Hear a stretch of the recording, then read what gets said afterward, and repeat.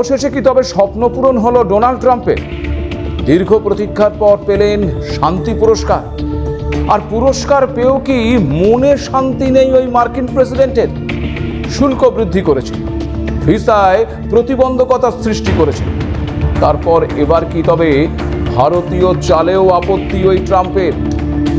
নিজেকে যে শান্তির দূত বলে বিশ্বজুড়ে নিজের ঢোল নিজেই বাজিয়ে বেড়াচ্ছেন, সেই ট্রাম্পের ঢোল কি এবার তবে গোটা বিশ্বের কাছে ভেসে গেল? এবার কি করবেন ট্রাম্প? কোলের ছেলে ওই পাকিস্তানকে নিয়ে আর কি ভাবছেন মার্কিন প্রেসিডেন্ট? নমস্কার, আপনারা দেখতে শুরু করেছেন এডিটার্স টাইম। আমি ভাস্কর দত্ত আপনাদেরকে আরও একটি নতুন এপিসোডে স্বাগত জানাই। জানেন কি, দেশে দেশে যুদ্ধ থামিয়ে বেড়ানো মার্কিন প্রেসিডেন্ট ডোনাল্ড ট্রাম্প এবার সম্পূর্ণ ফেল করে গেছে। একেবারে বিশ্ববাজারে ভেসে গেছে তার ঢোল। এ প্রসঙ্গে আসার আগে আপনাদের জানাই যে বিশ্বব্যাপী নিজেকে শান্তির দূত হিসেবে প্রতিষ্ঠিত করতে মরিয়া ডোনাল্ড ট্রাম্প দ্বিতীয়বার মার্কিন প্রেসিডেন্ট হওয়ার পর থেকেই তাই বিশ্বের বিভিন্ন জায়গায় যুদ্ধ এবং সংঘাত থামানোর চেষ্টা করেছেন তিনি। নোবেল পেতে মরিয়া ট্রাম্প নিজেই একাধিকবার সেই কথা বলেছেন।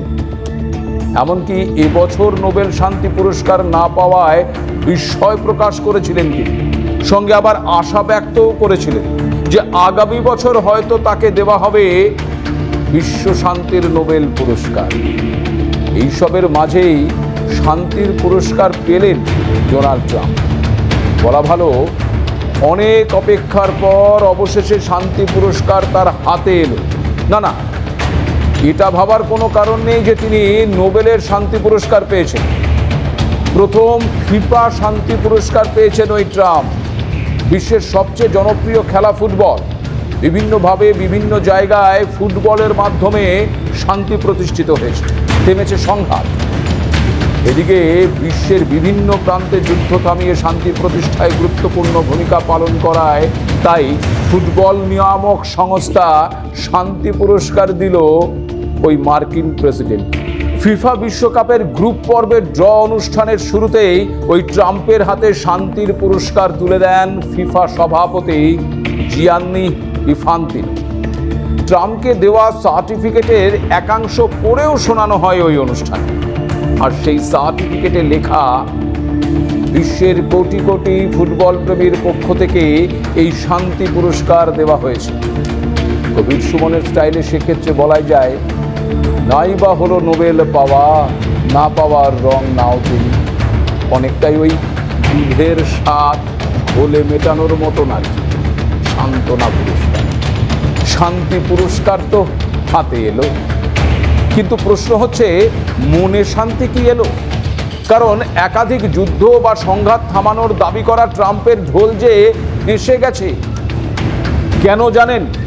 খেয়াল করে দেখুন, চলতি বছরের অক্টোবরে ট্রাম্প যখন ওই মালয়েশিয়ায় গিয়েছিলেন, ঠিক সেই সময় কুয়ালালামপুরে মার্কিন প্রেসিডেন্ট ডোনাল্ড ট্রাম্পের উপস্থিতিতে সীমান্ত বিরোধে ইতি টানতে দক্ষিণ পূর্ব এশিয়ার দুই দেশ থাইল্যান্ড এবং কম্বোডিয়ার মধ্যে ঐতিহাসিক শান্তি চুক্তি স্বাক্ষরিত হয়েছিল। আর চুক্তি স্বাক্ষরের পর ট্রাম্প এই চুক্তিকে ঐতিহাসিক এবং শান্তির নতুন দিগন্ত বলে আখ্যা দিয়েছিলেন। চুক্তিটি 3 মাস আগে সম্পন্ন হওয়া যুদ্ধবিরতির উপর ভিত্তি করে তৈরি হয়েছিল এবং যা স্থায়ী শান্তির ভিত্তি গড়বে বলে আশাও করা হয়েছিল। কিন্তু সেই আশায় জল ঢেলে দিল দুই দেশ। খান খান হয়ে গেল ট্রাম্পের শান্তির নতুন দিগন্ত। ফের সংঘাতে জড়িয়ে পড়ল যুযুধান দুই দেশ, থাইল্যান্ড এবং কম্বোডিয়া। 8ই ডিসেম্বর সকালে কম্বোডিয়ার সেনাঘাঁটি লক্ষ্য করে থাইল্যান্ড এয়ার স্ট্রাইক চালিয়েছে। অন্যদিকে থাইল্যান্ড সেনার দাবি কম্বোডিয়া ব্যাপক গোলাবর্ষণ করেছে। এরই মধ্যে মার্কিন যুক্তরাষ্ট্রের হস্তক্ষেপেও বন্ধ হয়নি রুয়ান্ডা এবং ডেমোক্রেটিক রিপাবলিক অফ কঙ্গোর লড়াই। ফের আবারও সংঘর্ষের খবর পাওয়া গেছে। সংঘর্ষ নিয়ে একে অপরের দিকে অভিযোগ করছে দুপক্ষই। সরকারি বাহিনী ব্যাপক হামলা চালাচ্ছে বলে অভিযোগ করেছে রুয়ান্ডা সমর্থিত M23 বিদ্রোহী গোষ্ঠী। তারা বলছে সরকারি বাহিনীর সমর্থনে বুরুন্ডি থেকে ড্রোন এবং ভারী অস্ত্র নিয়ে হামলা চালানো হচ্ছে। হামলায় মহিলা এবং শিশুসহ বহু মানুষ হতাহত হয়েছে বলেও দাবি করেছে তারা। এদিকে সংঘর্ষের কথা স্বীকার করলেও বেসামরিকদের টার্গেট করা হচ্ছে না বলে দাবি করেছে কঙ্গোর সেনাবাহিনী। 8ই ডিসেম্বর কঙ্গোর প্রেসিডেন্ট অভিযোগ করেছিলেন, রুয়ান্ডা বছরের পর বছর ধরে চলা এই সংঘাত নিরসনের লক্ষ্যে মার্কিন যুক্তরাষ্ট্রের মধ্যস্থতায় স্বাক্ষরিত শান্তি চুক্তির প্রতিশ্রুতি লঙ্ঘন করেছে। কঙ্গোর প্রেসিডেন্ট ফেলিক্স জানিয়েছেন, আমাদের সদিচ্ছা এবং সাম্প্রতিক চুক্তি সত্ত্বেও এটা স্পষ্ট যে রুয়ান্ডা ইতিমধ্যেই তার প্রতিশ্রুতি লঙ্ঘন করেছে। রয়টার্সের প্রতিবেদন অনুযায়ী রুয়ান্ডা সমর্থিত M23 বিদ্রোহী গোষ্ঠী বুরুন্ডি সীমান্তের কাছে উভিরা শহরকে হুমকির মুখে ফেলতে দ্রুত অগ্রসর হয়েছে। এছাড়াও গত 8 তারিখ সাঙ্গে নামক একটি শহরে গ্রেনেড হামলা চালানো হয়েছে। এই হামলায় 36 জনেরও বেশি মানুষ নিহত হয়েছে। কঙ্গোর প্রেসিডেন্ট আরও এক দাবি করেছে, ওয়াশিংটন শান্তি চুক্তি স্বাক্ষরের দিনই রুয়ান্ডার প্রতিরক্ষা বাহিনীর ইউনিটগুলো হামলা চালিয়েছে।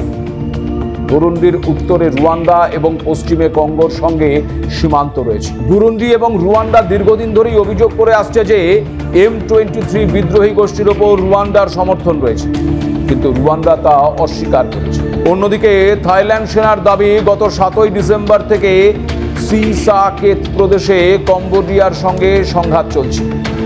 সিসাকেত সহ 4 প্রদেশ থেকে জনগণকে নিরাপদ আশ্রয়ে সরিয়ে নিয়ে গেছে ওই থাইল্যান্ড প্রশাসন। তাদের আরও দাবি, সেনাকে লক্ষ্য করে গুলি চালিয়েছে কম্বোডিয়া, যদিও কম্বোডিয়া সেই দাবি অস্বীকার করেছে। তারা শান্তি চুক্তিতে অটল বলেই জানিয়েছে। থাইল্যান্ডের অনর দাবি, কম্বোডিয়ার পোতা ল্যান্ডমাইন ফেটেই শহীদ হয়েছেন এক জওয়ান। তারপরেই কম্বোডিয়ার সেনাঘাঁটিতে বোমা ফেলেছে থাইল্যান্ডের বায়ুসেনার বিমান। জবাবে রকেট ছুঁড়েছে আবার কম্বোডিয়াও। সব মিলিয়ে শান্তি চুক্তি এখন বিষবাও জল। সম্মুখ সমরে আবার দুই পক্ষ, আর শান্তির দূত ট্রাম্পের মাথায় হাত